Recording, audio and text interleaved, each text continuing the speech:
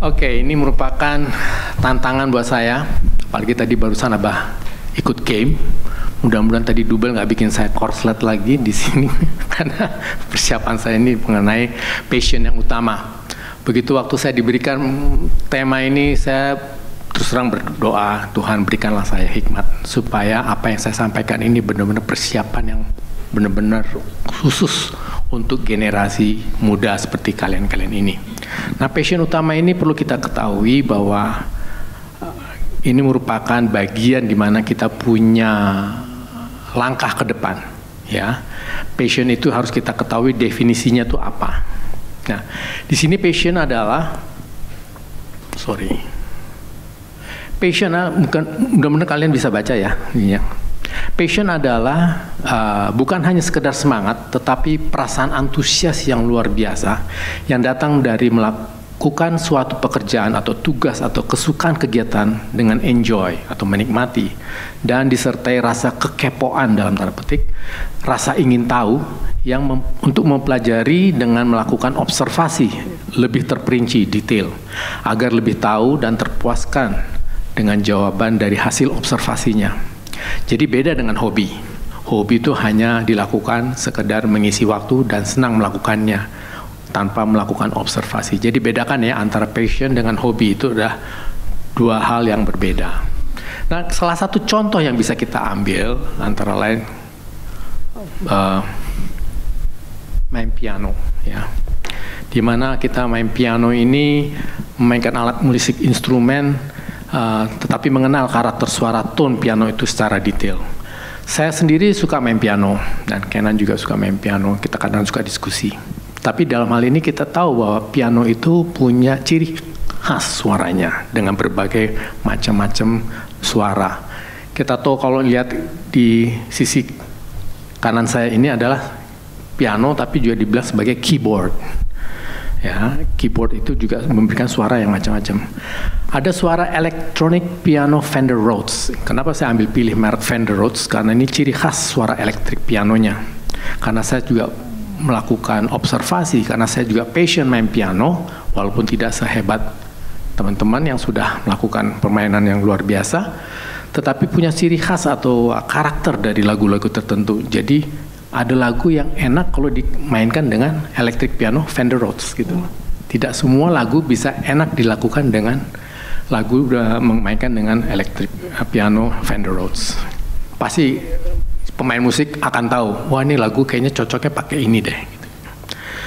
Terus kita lihat ada namanya grand piano. Waduh, grand piano ini kan luar biasa ya. Mereknya juga keren banget nih. Namanya Steinway & Son versus dengan Yamaha.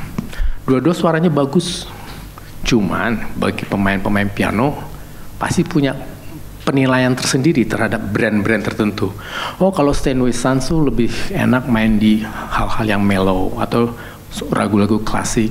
Tapi kalau Yamaha itu lebih keras, lebih main di pop, katanya seperti itu. Tapi kembali lagi, selera orang beda-beda.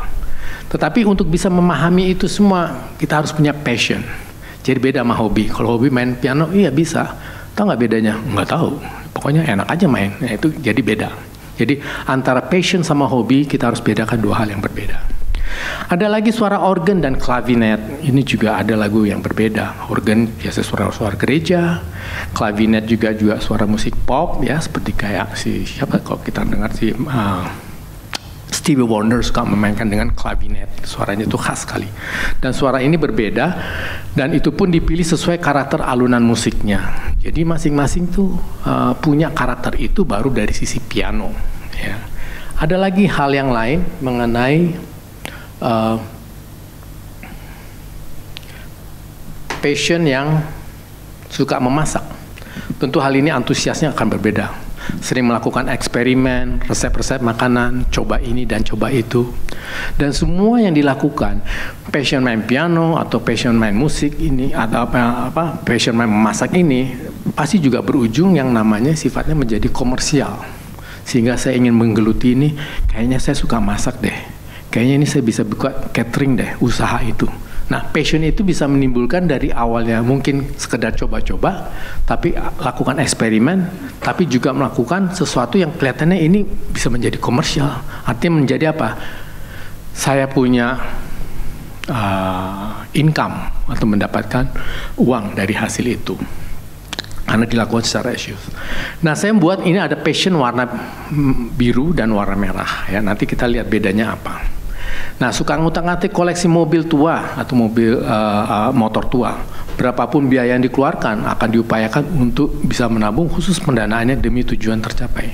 Sekarang bisnis anak muda seperti kalian-kalian ini, rupanya ya namanya bisnis ngotak-atik barang tua atau vintage, itu nilainya bisa lebih besar nilainya. Seperti jual Vespa, Vespa tahun 60-an. Yang dia beli barang rongsokan, disulap menjadi bagus, harganya luar biasa. Karena dia punya passion, sehingga nilai jualnya itu, barang itu bisa lebih baik lagi. Itu salah satu passion di mana dia ingin membuat satu yang dia observasi ini benar-benar memberikan nilai tambahnya. Nah, yang merah ini beda passionnya. Nah, ini kita lebih ke arah kerohaninya nih. Suka membaca Alkitab, sering mengikuti khotbah-khotbah pendeta favorit atau mengikuti seminari dari channel YouTube ya, atau subscriber dari pembuat konten tertentu, atau menikmati kebenaran firman Tuhan yang memiliki persamaan frekuensi pengajarannya, misalnya aliran sesama Reform, sesama Advent, sesama Pentakosta, umpamanya contoh, atau Katolik atau Ortodoks. Ini pengertiannya bukan sesama Reform, Advent, Pentakosta punya pengajaran frekuensi yang sama ya, beda ya. Tolong ini juga dipahami pengertian tulisan saya adalah pengertiannya adalah sesama masing-masing kelompok-kelompok mereka itu. Tentu di sana akan memberikan apa? Inspirasi. Memberikan inspirasi mengenai apa yang seharusnya kita tempuh di dalam pemilihan passion itu sendiri. Nah, dengan membaca Alkitab dan referensi padanan tafsirannya, ya, kita juga membaca Alkitab itu nggak bisa baca Alkitab begitu saja. Ternyata kita juga dibutuhkan namanya kitab pendamping. Kitab pendamping ini sudah menafsirkan kitab itu dengan baik dan benar. Tentu kita juga harus menseleksi siapa penafsirnya dan siapa yang terbaik. Salah satu contoh yang suka saya baca adalah Matthew Henry, itu salah satunya. Itu juga menjadi referensi kita untuk membaca Alkitab itu. Alkitab ini nulis apa sih? Apa sih maksudnya? Sehingga banyak pengembangan pengetahuan Alkitab itu menumbuhkan kita punya passion untuk kita lakukan lebih dalam lagi. Itu dari sisi pemahaman Alkitab. Nah, seperti saya bilang, passion itu ada dua, passion versus biru sama passion versus merah. Tadi saya udah katakan kan, yang merah lebih ke arah kerohaninya, kalau yang passion yang kiri, yang biru itu lebih ke arah duniawinya. Apakah duniawi itu jelek? Enggak juga. Tergantung kita bagaimana menilainya.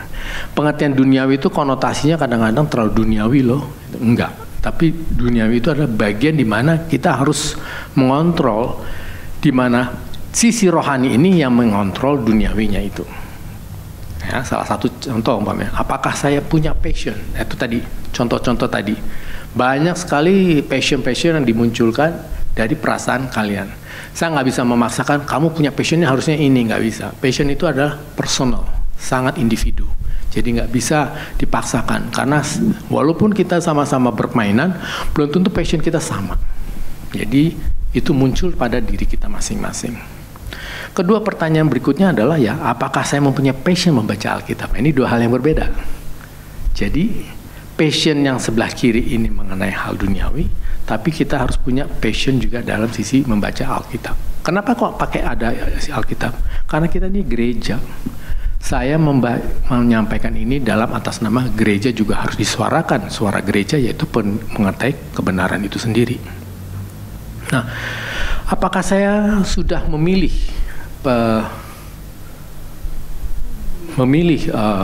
lewat pengetahuan, kesaksian orang, cita-cita sejak kecil, media informasi, semua sarana pertemuan ya, di mana di sana kita mendapatkan passion itu kadang-kadang muncul dari pertemuan.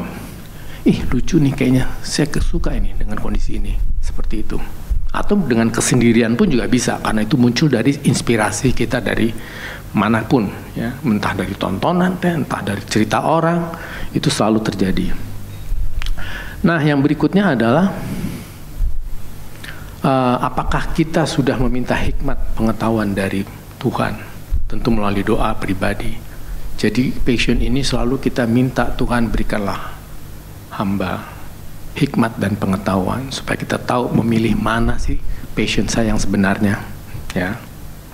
Itu harus kita lihat. Ini pertanyaan-pertanyaan harus ada pada diri kita masing-masing. Nah, yang ketiga adalah apakah sudah melangkah untuk melakoninya, ya.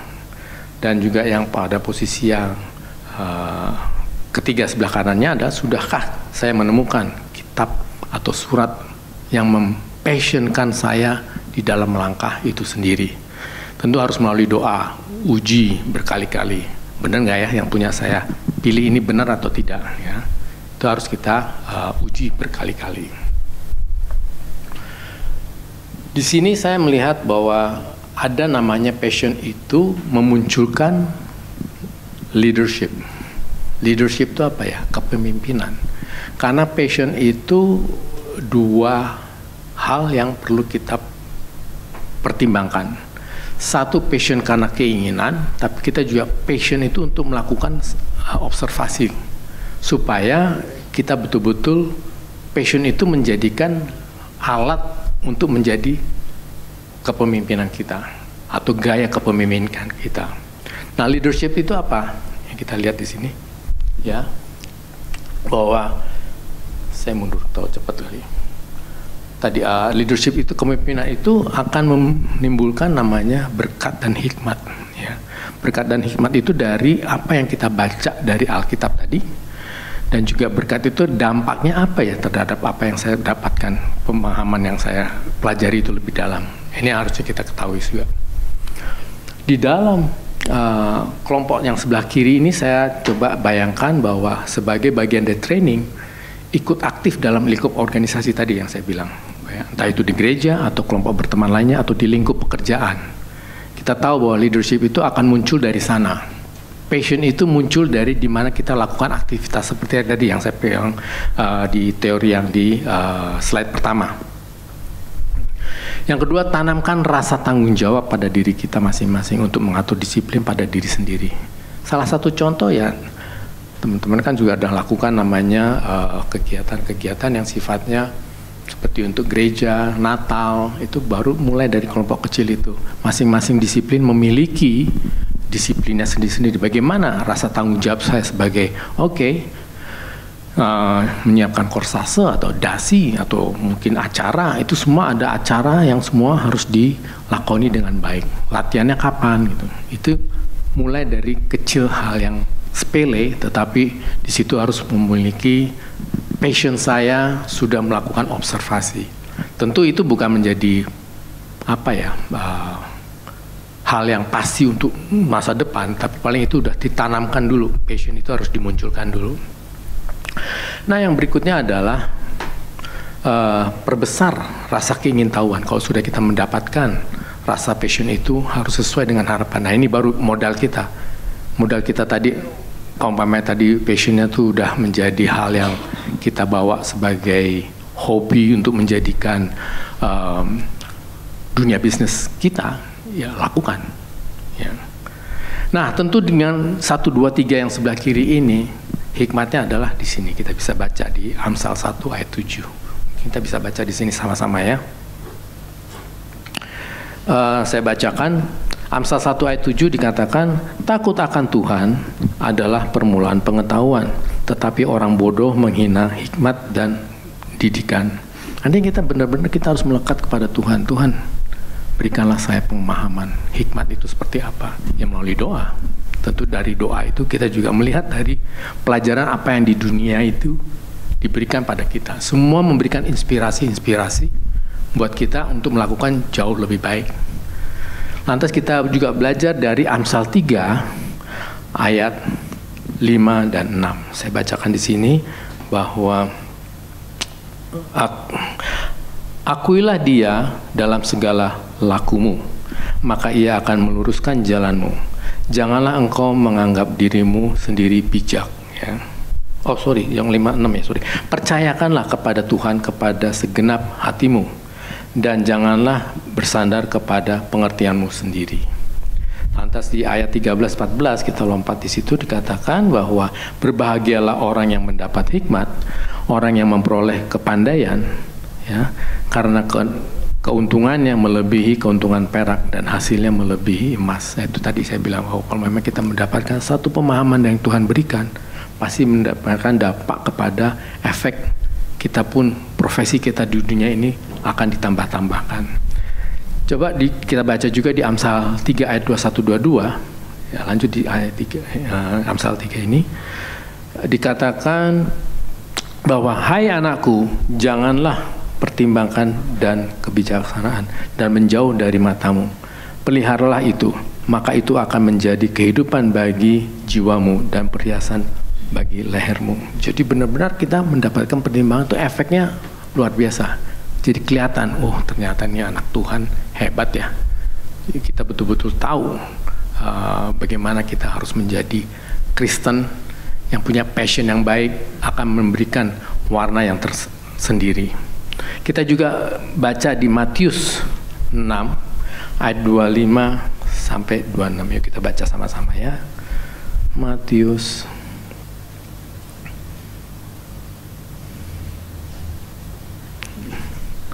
6,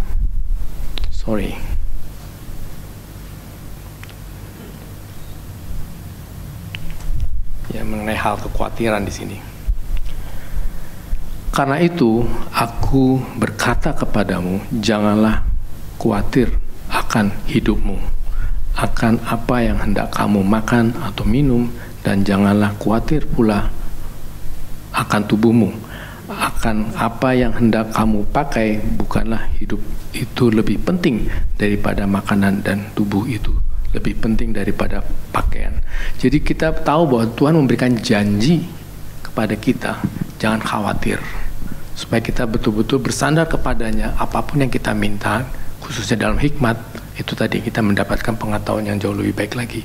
Dan Matius 6 ayat 33 ini selalu ayat yang paling disukai orang, tapi suka salah pengertiannya. Tetapi carilah dahulu kerajaan Allah dan kebenarannya, maka semuanya itu akan ditambahkan kepadamu. Pengertiannya kayak ditambah tuh berkatnya dalam bentuk physically, ya, punya mobil bagus, punya rumah bagus. Tapi pengertiannya adalah di sini harusnya kita mendapatkan hikmat. Jadi kekayaan itu adalah kekayaan hikmat yang ditambah-tambahkan. Nah, masih banyak pasal maupun ayat yang di Alkitab sebagai memotivasi nasihat itu sendiri. Jadi kemarin dikatakan bahwa ada Yesaya 55 ayat 8 dikatakan, rancanganku bukanlah rancanganmu. Agak kurang pas kalau itu dikatakan, karena itu kesannya kayaknya udah kita mengalami kegagalan. Baru kita mengajari, wah ayat itu kok jadi seperti itu ya. Tapi paling tidak ini sebelum terjadi kegagalan, kita harus lakukan namanya doa, di mana kita pendekatan kita kepada Tuhan. Mengenai hal leadership yang saya sampaikan tadi, kita harus belajar dari elang. Kenapa saya melihat dari elang? Saya ada nggak sampaikan dalam bentuk video ya. Ini saya waktu beberapa hari yang lalu saya juga pernah lihat ada elang, dia di atas laut, dia dari kejauhan dia sudah langsung nyungsep ke arah itu, hanya mengambil ikan. Jak gitu. Artinya apa? Dia betul-betul tajam sekali dia punya. Ada 7 prinsip yang kita pelajari dari sana. Di situ saya mengutip dari tulisan-tulisan orang Barat mengenai pemahaman ini. Ya, salah satunya seperti ini yang saya tulis. Bisa terbaca nggak dari sana? Yang merah saja, nggak usah kayak bahasa Inggrisnya. Elang terbang sendirian di ketinggian. Mereka tidak terbang bersama burung pipit, gagak, dan burung kecil lainnya. Artinya apa? Ya, jauhilah orang-orang yang berpikiran sempit. Jadi dia selalu mempunyai kelas tersendiri. Elang ya elang, gitu. Dia nggak main bersama bertengger sama burung-burung lain, nggak. Tapi dia betul-betul sendiri. Dia terbang paling tinggi.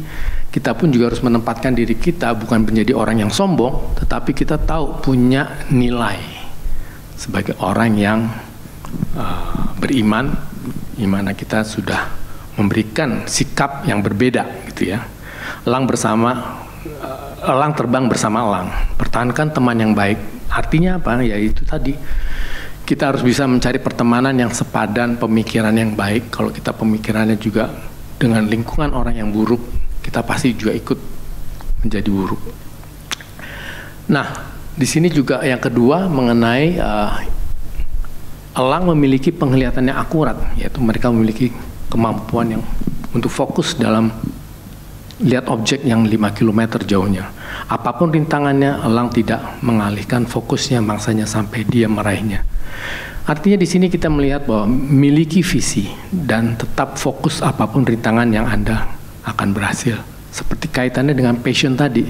Passion kita nggak bisa, oh hari ini gantilah passionnya, oh kemarin passionnya kayak gini, sekarang saya passionnya ini deh. Nggak bisa.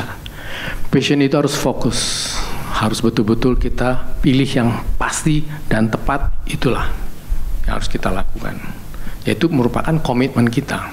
Seperti Pak Galen umpamanya, dia komitmennya sebagai pendeta, yang dia lakukan sebagai pendeta. Menempatkan dirinya sebagai hamba Tuhan, lakukan itu. Seperti saya, sebagai orang profesional, dalam konteks duniawi saya, ya saya harus menjadi seorang profesional. Nanti saya akan berikan pengertian profesional itu seperti apa. Nah, di slide berikutnya mengenai yang ketiga adalah elang tidak memakan yang busuk atau mati bangkai. Mereka hanya memakan makanan mangsa yang segar. Artinya jangan bergantung pada kesuksesan masa lalu. Ya, teruslah mencari batasan baru untuk ditaklukkan. Tinggalkan masa lalumu di tempat di mana masa lalumu berada. Artinya kita harus move on. Jangan selalu kita mendapatkan keluhan, aduh udah deh rasanya nggak ada harapan. Yaitu artinya membuat bangkai di dalam pikiran kita sehingga kita nggak mau melakukan itu. Jadi banyak ilustrasi-ilustrasi ini ya saya merenung-renung, ya juga ya. Harusnya kita juga tidak seperti itu. Nah, elang ini suka badai. Saat awan berkumpul, elang menjadi semangat. Elang memanfaatkan angin badai sehingga dia bisa mengepakkan sayapnya, ya, sehingga dia menembus awan dan memberikan kesempatan elang untuk meluncur mengistirahatkan sayapnya. Sementara semua burung lainnya bersembunyi di dahan. Artinya dia mempunyai kecerdasan. Dia bisa memanfaatkan di luar itu untuk memberikan dirinya nilai tambah. Begitu juga kita dalam hal kehidupan kita juga bisa memberi profesi atau tindak tanduk seperti itu. Artinya apa? Ya itu tadi, hadapi tantangan Anda dengan mengetahui bahwa ini akan membuat Anda menjadi lebih kuat dan lebih baik dari sebelumnya. Kita bisa memanfaatkan badai kehidupan naik ke atas lebih tinggi. Orang yang berprestasi tidak takut untuk naik ke tingkat yang lebih tinggi karena dia pede, dia tahu saya punya pemahaman yang cukup untuk naik lebih tinggi. Ini merupakan jadi motivasi buat anak-anak atau generasi ke depan bahwa pembekalan dalam hal kita untuk melangkah ke depan, kita harus punya keyakinan, kepastian itu. Itulah passion yang harus kita lakukan. Dan berikut ini agak panjang memang, ya ini elang betina bertemu elang jantan. Ini kalian tahu bahwa mereka kayak mengadu kasih lah ya. Tapi intinya terakhir kita bisa baca bahwa baik dalam kehidupan pribadi atau bisnis, seseorang harus menguji komitmennya orang lain ingin bermitra. Kalau kita ngeliat ilustrasi yang dibaca di sini bahwa si burung elang betina itu menjatuhkan dahannya, diambil oleh yang jantan, diberikannya, dijatuhkan lagi, berulang-ulang kesetiaan itu membuat diuji bahwa oh ini orang betul-betul serius.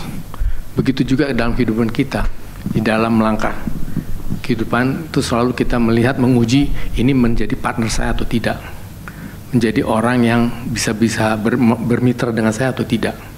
Itu bagian yang harus kita pelajari di dalam kehidupan kita. Nah, yang keenam juga elang itu mempersiapkan latihan khususnya kepada generasi berikutnya. Katakan saya juga sebagai elang yang lebih senior berikan kepada elang yang lebih muda. Supaya di situ mengatakan suka mencabut bulu dan rumput lembut di dalam sarang sehingga anak-anaknya merasa tidak nyaman untuk persiapan terbang dan akhirnya terbang ketika sudah tidak tertahankan lagi untuk tinggal di dalam sarang. Artinya sudah dibekali, ayo jalan sana, memberi motivasi supaya teman-teman atau adik-adik semua juga memiliki tanggung jawab bahwa suatu saat grow ke atas, menjadi lebih baik, zona nyaman itu betul-betul sudah bisa ditinggalkan dan punya percaya diri, tidak ada pertumbuhan untuk melangkah lebih jauh di sana.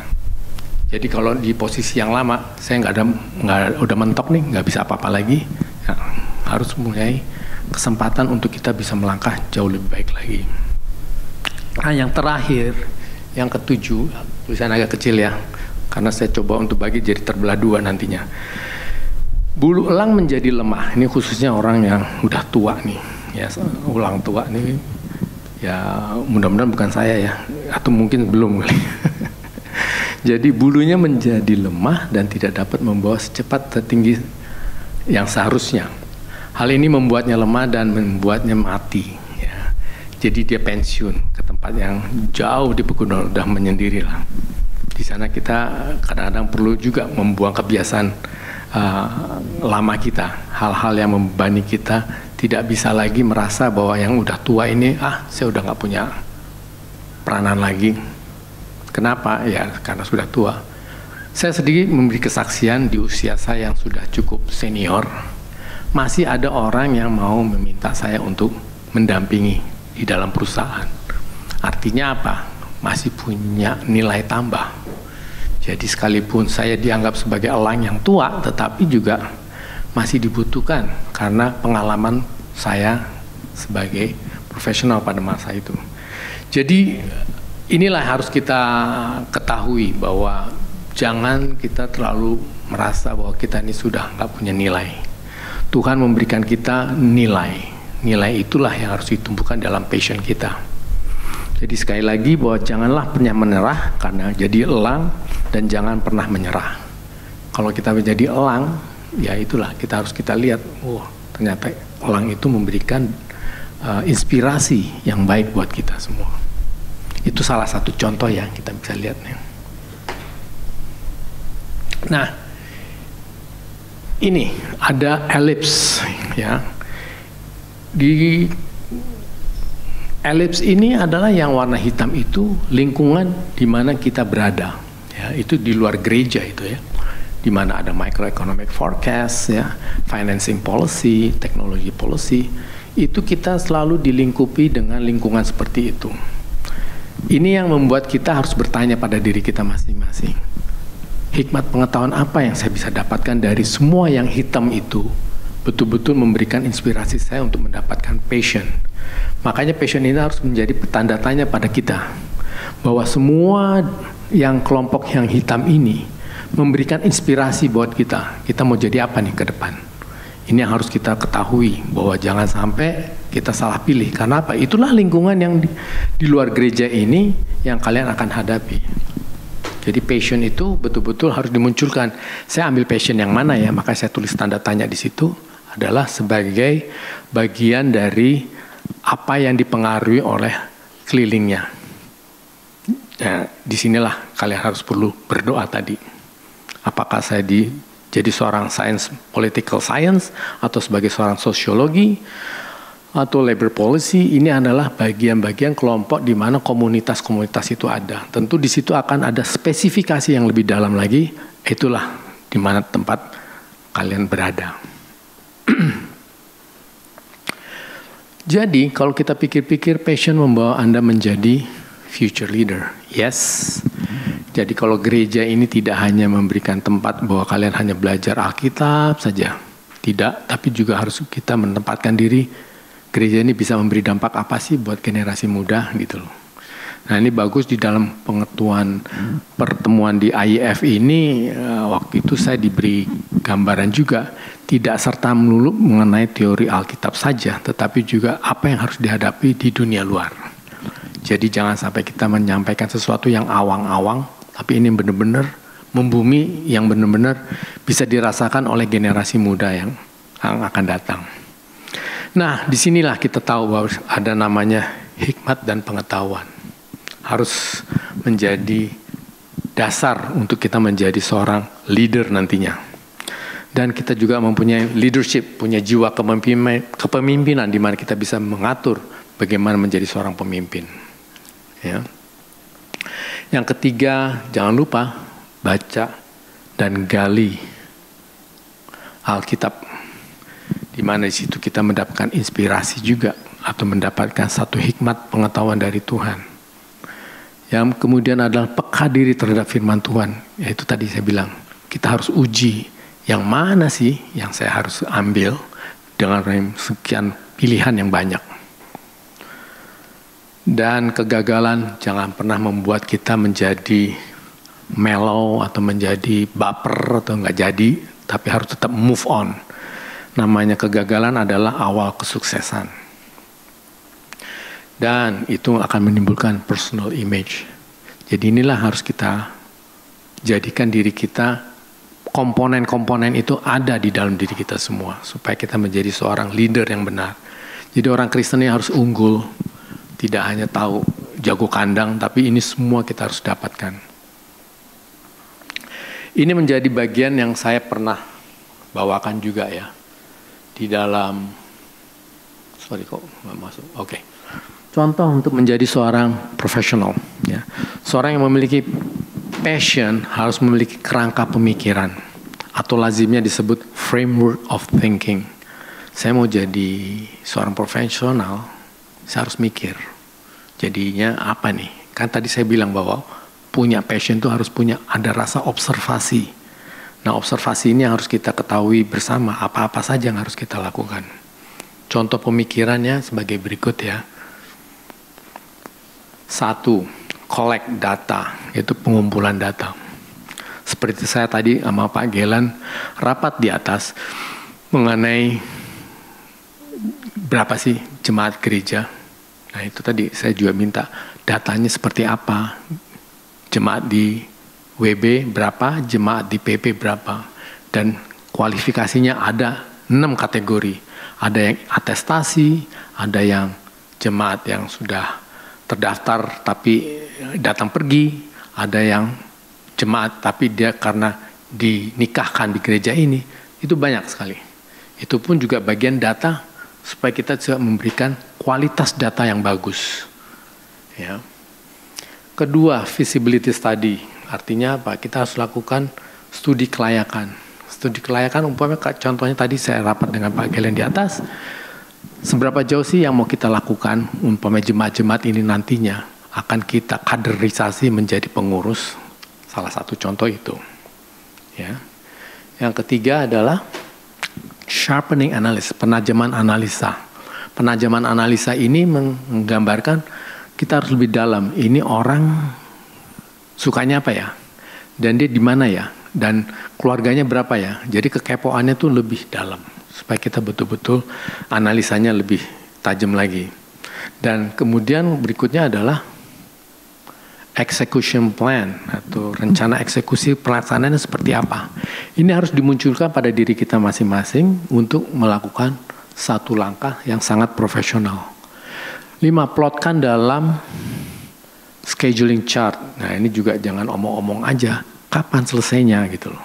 Tadi kita juga rapat. Oke, goal kita apa? Ada rencana jangka pendek, jangka menengah, sama jangka panjang. Itu pun juga bagian harus kita melakukan plotkan schedule-nya apa saja, goal-goalnya. Ya. Dan rincikan setiap langkah-langkah terkait perencanaan pelaksanaan. Ini tips-tips yang sangat berlaku dimanapun kalian akan berada di luar gereja ini ataupun di dalam gereja pun untuk pelaksanaan. Analisa anggaran, tidak lupa bahwa aktivitas itu juga harus kita lakukan namanya analisa anggaran. Kadang aktivitas tidak bisa dijalankan karena tidak ada anggaran. Itu hal-hal yang lumrah. Dan yang kedelapan, susun materi pemaparan. Nah ini supaya kita nanti kalau kita memberi pemaparan dari 1 sampai 7 itu betul-betul komplit gitu loh. Jangan sampai salah satu 7-nya ada yang ompong. Artinya apa? Susunan materi pemaparan kita tidak matang. Ya. Dan proposalkan atau dalam bentuk paparan itu tadi saya bilang ada rencana kerja dan anggaran.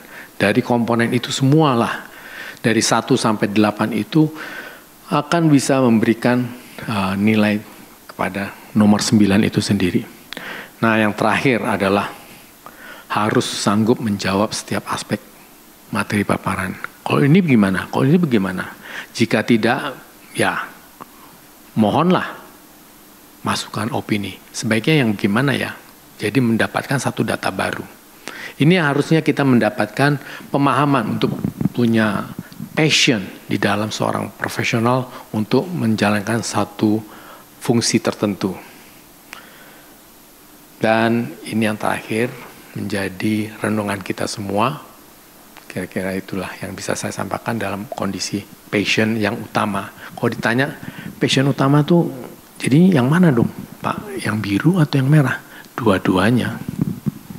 Gak bisa satu aja, dua-duanya kombinasi. Jadi kalau jadi judulnya passion utama tanda tanya, kayaknya passionnya harus salah satu. Pikiran yang kita yang biru apa yang kanan. Kita bisa pertimbangkan passion yang utama adalah dua-duanya harus kita jalankan. Supaya bunyi apa yang dikatakan Alkitab kita bisa realisasikan dalam dunia nyata. Kira-kira gitu. Kiranya menjadi renungan kita semua. Cukup singkat, tetapi saya sengaja buat ini, paparan ini tuh mudah dipahami. Sekaligus saya juga memberikan dalam bentuk slide ini supaya juga penggambaran apa yang saya sampaikan secara verbal juga bisa dipahami dalam gambaran figuratif ini. Kiranya Tuhan Yesus memberkati.